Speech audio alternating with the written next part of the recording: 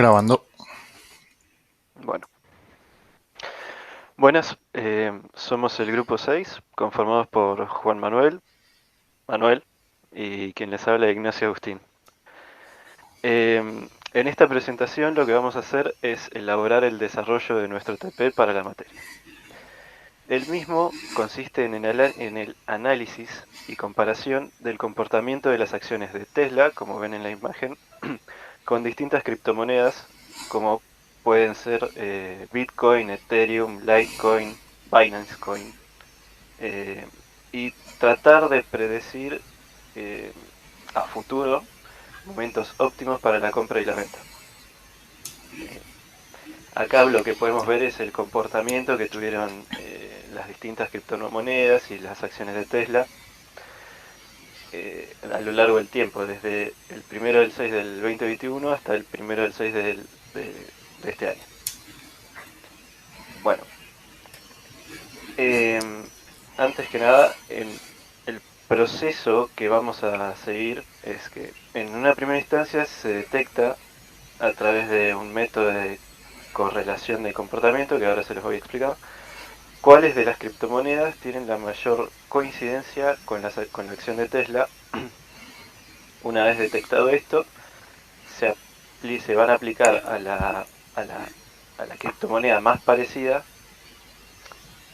análisis de medias móviles, RSI y ARIMA, que después mis compañeros se los van a explicar. Bueno, ahora, ¿qué significa esta tabla? Esta tabla representa la relación que tiene las acciones de Tesla y también las distintas criptomonedas entre sí. Básicamente, los valores que se ven ahí van de 0 a 1, siendo 0 el valor menos similar y 1 el que tiene el comportamiento más parecido. Para todas las acciones que analizamos su comportamiento en contraposición con las de Tesla, vimos que Ethereum es la que más, eh, la que se comporta de una manera más parecida a la acción de Tesla. Bueno, a continuación entonces procederemos a realizar un análisis primero con medias móviles justamente de la criptomoneda Ethereum en el mercado.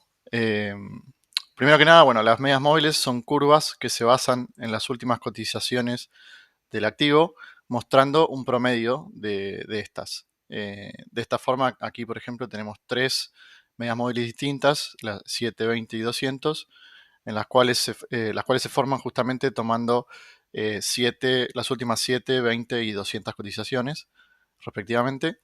Y, por ejemplo, podemos ver que la 200 es una curva mucho más suave y se usa para analizar tendencias a largo plazo. En cambio, las otras dos se usan más para el análisis del corto plazo. Eh, Tomando en particular la media móvil 20, tenemos ciertos puntos que podemos tomar como indicadores a la hora de operar. Eh, una forma de usar la media móvil es compararla con la curva de precio real, que es la blanca. Si esta última supera la de la media móvil, entonces estamos en un punto de compra. Lo que quiere decir que el precio tenderá a subir en el corto plazo y conviene que compremos antes de que eso suceda.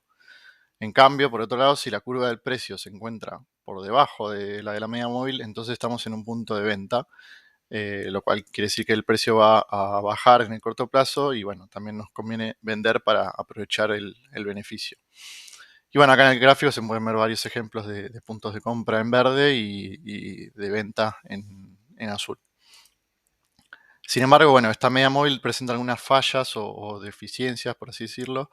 La primera es la más lógica, que es que bueno, existe una diferencia entre lo que hubiese sido el aprovechamiento máximo y el real, que podemos ver ahí en las líneas punteadas. Eh, y bueno, esta diferencia no es muy evitable a menos que bueno, sepamos leer el futuro, por así decirlo. Y bueno, la otra es que se presenta un periodo de horizontalidad en la media móvil, que es ahí donde vemos el círculo amarillo, que en este periodo la curva casi no tiene pendiente, o sea, se encuentra muy justamente horizontal. Y aquí se producen muchos puntos de compra o venta.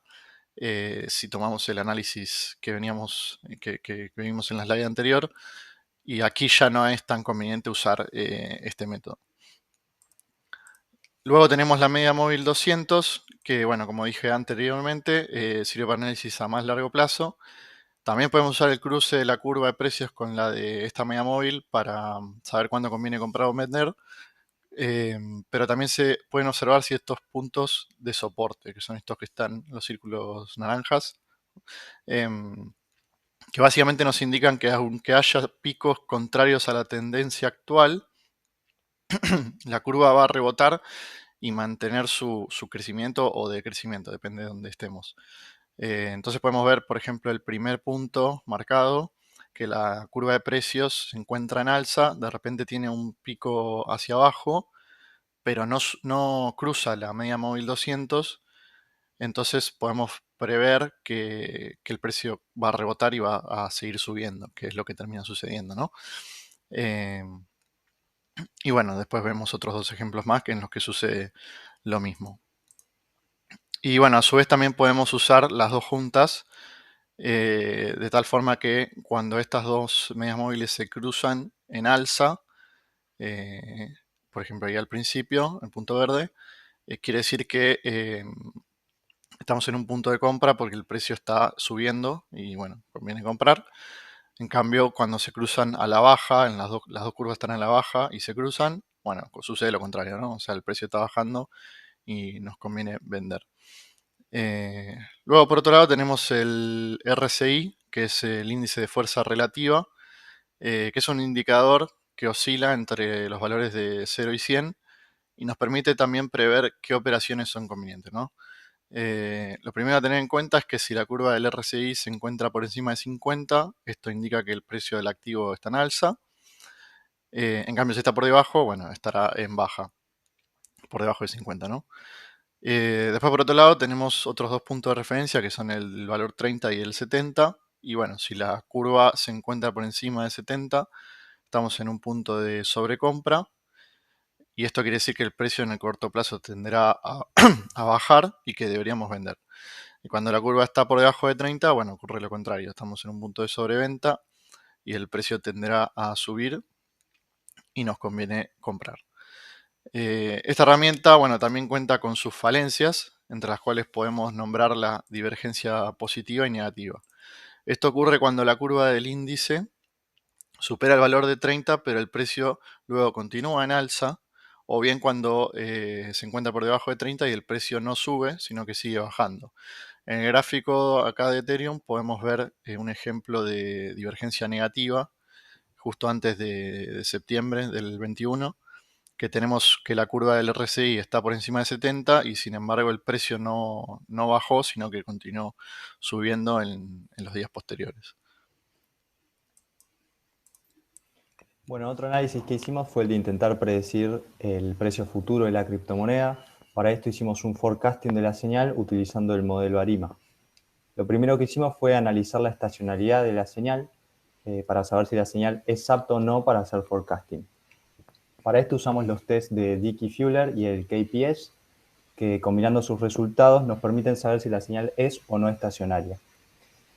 Siendo que los valores del Dickey-Fuller fue de 0.65 y el KPS 0.01, podemos decir que como el primer valor fue mayor a 0.05 y el segundo menor, podemos afirmar que la señal no es estacionaria y que por lo tanto no es apta para hacer forecasting. Es decir, que podemos concluir desde ahora que la señal no va a tener buenos resultados en su predicción, pero de todas maneras vamos a realizar el forecasting para analizar su comportamiento. El forecasting entonces es la predicción del futuro basándose en el pasado. Para esto lo que hicimos fue separar la señal en datos de entrenamiento y de validación. Usamos el 90% de la señal para el entrenamiento y lo restante para la validación. Una vez que ajustamos el modelo con los datos de entrenamiento, procedimos a ver qué tan bien predecía el precio con los datos de validación. La señal que se ve con los puntos rojos es el precio que predijo el modelo para los datos de validación. A simple vista se puede ver que que hizo una buena estimación y que la señal se parece mucho al original, con la diferencia de que está desplazada un día a la derecha. Pero sacando eso, podemos decir que la señal hizo un buen trabajo en predecir el precio. Algo a tener en cuenta es que para obtener estos resultados, lo que hicimos fue en cada iteración de la validación reentrenar al modelo para que prediga el próximo valor y que así recursivamente prediga el precio futuro. Por eso obtuvimos unos resultados bastante aceptables y que chocan con la idea de que no se podía hacer forecasting. Una vez entrenado y validado el modelo, hicimos que haga una predicción futura del precio de Ethereum, pero como pudimos confirmar cuando analizamos su estacionalidad, de que la señal no iba a ser no iba a ser apta para este tipo de análisis, se puede ver que el modelo no pudo hacer una predicción realista del precio de la criptomoneda, ya que predijo que iba a ser una línea recta y claramente el precio de la criptomoneda no va a tener ese comportamiento. Entonces, exitoso o no, pudimos hacer un forecasting de la señal y cumplió la hipótesis de que no íbamos a ser capaces de predecir el precio futuro. Así que ahora vamos a estar hablando de las conclusiones que sacamos de estos análisis. Bueno, en función del trabajo realizado, pudimos concluir que si bien estos análisis pudieron darnos una aproximación del comportamiento de algunas señales, no son suficientes para poder identificar señales óptimas de compra-venta y deberían ser utilizados en conjunto con otras técnicas para poder realizar una correcta predicción y, por ejemplo, incluyendo el uso de sistemas inteligentes para poder asimilar mejor los resultados a un análisis técnico real de mercado. Gracias. Bueno, muy bien. ¿Cuánto duró?